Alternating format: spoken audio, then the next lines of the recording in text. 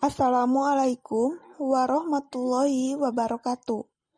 Patepang deui sareng Ibu dina pangajaran basa Sunda. Ayeuna urang tos dugi ka bab 2 nyaeta tentang kampung adat.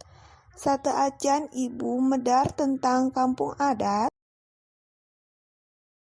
urang medar heula kompetensi dasarna. Kompetensi dasar kampung adat aya 2.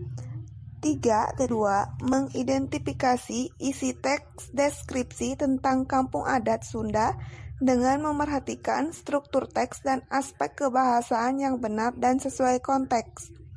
4.2. Menyajikan secara deskriptif, baik lisan maupun tulisan, hasil analisis atau pengamatan terhadap kampung adat Sunda dengan memanfaatkan berbagai media.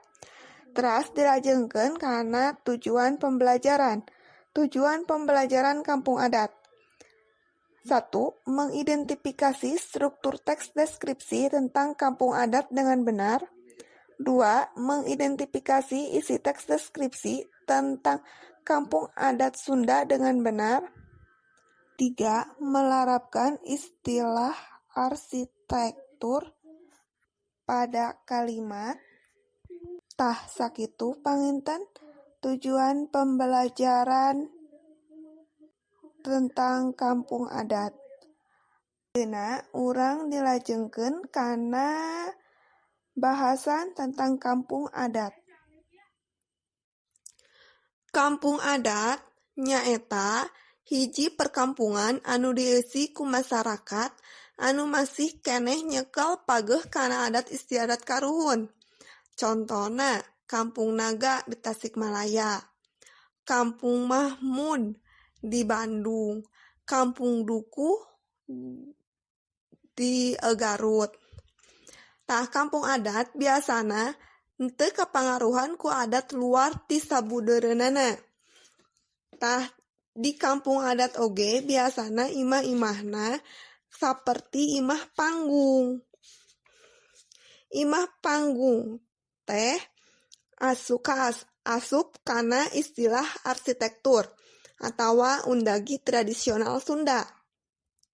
Imah panggung nyaeta imah anu rangkaina tina kai atawa awi, aya kolongan, gigirna ku bilik, hateupna bisa ku kirai jeung injuk atawa kenteng. Arsitektur teh nyaeta sagala hal ngeunaan adegan atawa wawangunan. Nah, istilahna aya nu mangrupa ngaran wawangunan, contohna babancong. Terus balai desa, balai kota, balai Bandung jeung sajabana. Anu kaduana wangun suhunan. Wangun suhunan aya contona aya jolopong, parahu kumerep, julang ngapak, badak heuai, tagog anjing jeung capit gunting. Terus ngaran rohangan di imah atawa wangunan. Contona dapur, goa, jamban jeung sajabana. Ayeuna dilanjutkeun kanu gaya basa kadalon. Kadalon atawa kadaluan asalna tina kecap dalu, anu hartina liwat tinu samestina. Gaya basa kadalon nyaeta rakitan basa nu ngagunakeun kecap-kecap pikeun ngibrekeun maksud atawa pikiran. Anu leuwih tina samistina, anu geus eces leuwih dieceskeun deui. Dina basa asingna disebut pleonasme. Contona, teu lila maha guru ti sokalima maju ka hareup. Kamari dahar rujak lada teuing. Jadi ayeuna nyelekit beuteung. Tah kumaha ayeuna ngartos anu naon nu dijelaskeun ku Ibu. Mudah-mudahan hidup ngartos. Aya 2 tugas. Tugas anu kahiji, teangan di Google wangun suhunan tradisional Jawa Barat. Terus jieun laporanana. Kudu aya gambarna.